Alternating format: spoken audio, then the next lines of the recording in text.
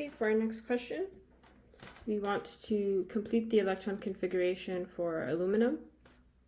So similar to exactly how we did what we had before, we can just write in Madeling's rule again.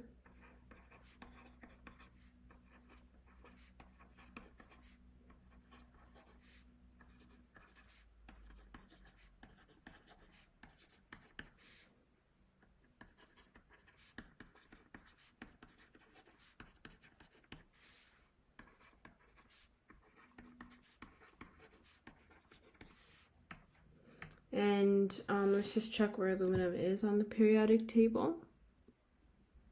And so we find it here. So we're expecting to go into the third period, so it should be ending in 3p1 if we follow the periodic table.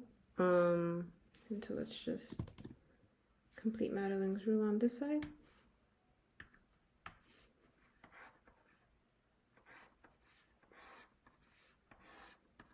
Okay, and we only have to complete until there.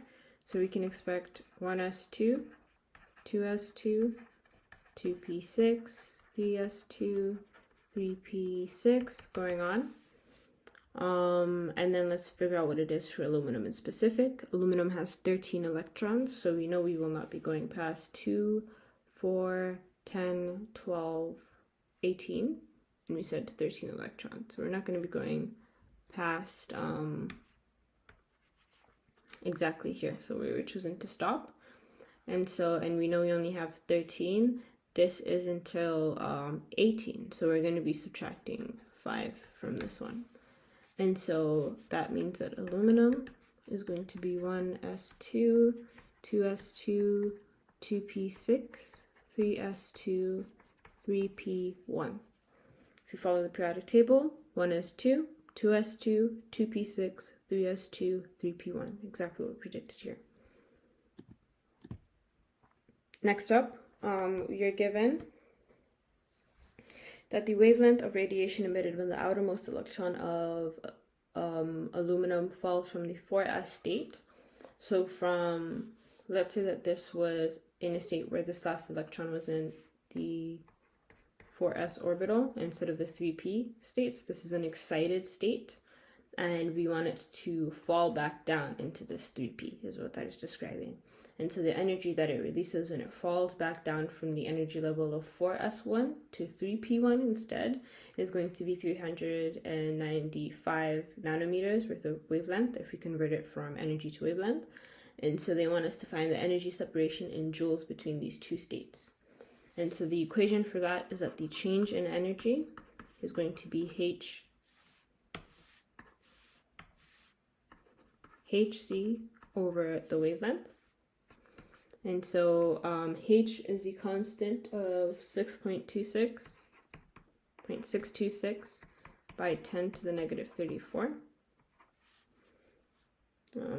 joules seconds multiplied by the speed of light. So let's actually write it down here so we can have a bit more space. 626 by 10 to the negative 34 joule seconds multiplied by 2.998, I believe, by 10 to the power of 8 meters per second. And then that is all going to be over our wavelength in meters so that we can have some unit consistency. So that is going to be 395 nanometers by 10 to the negative 9 to convert it back into meters. And then you can just check that the units all make sense. So this meters cancels this meters and the seconds cancel to give you an answer in joules. And so the energy separation in joules is going to be 5.03 by 10 to the power of negative 19 joules. And we can call this E1.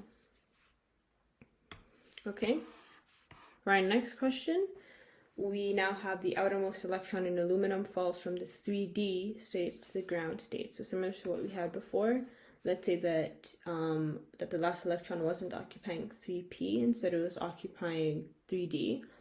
And from just the Madeling rule, we can tell that this 3d orbital is going to be higher in energy than the 4s because it comes after it.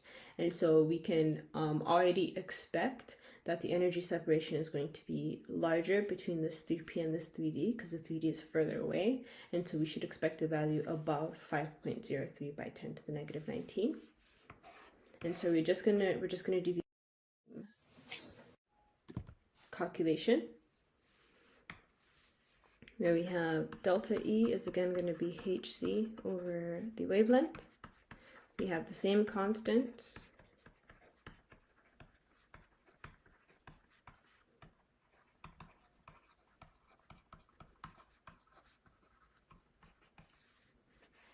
All over 310 nanometers this time by 10 to the negative 9 to convert it back into meters.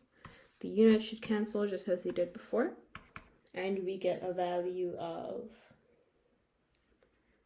6.41 times 10 to the negative 19 joules. So this is exactly what we expected. It's higher than the 5.03. And we're going to call this E2. Now for our next question, we want to calculate the energy separation between 3D and 4S. And so we have that this is the energy separation between 3P and 4S. And we have that this is the energy separation between 3P and 3D. So if we do a sketch, it's going to make sense how we can calculate the energy separation between 4S and 3D using these two values that we have. So let's go on and make that sketch.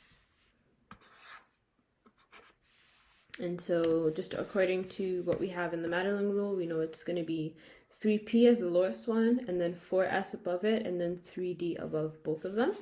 So let's go ahead and include that in our sketch. We have 3P here, 4S, and then we have 3D. We know that the energy separation between 3P and 4S is going to be described by E1. So what we found in this first question.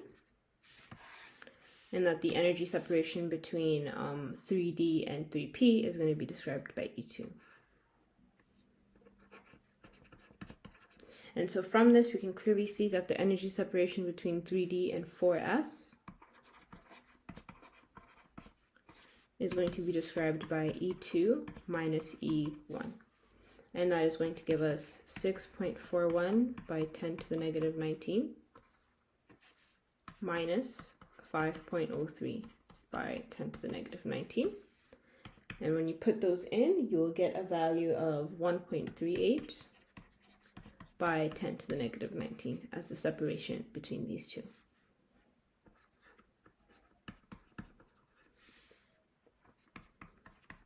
If you don't understand how we got E2 minus E1, you can just quickly see here that E1 plus E3 is equal to E2. Isolate for E3. And you get E3 is equal to E2 minus E1, which is the formula we used here. And so from this, as we expected, 3D is higher in energy than 4S. You can predict that from the beginning of the question if you just use Madelung's rule or read through the periodic table as described before.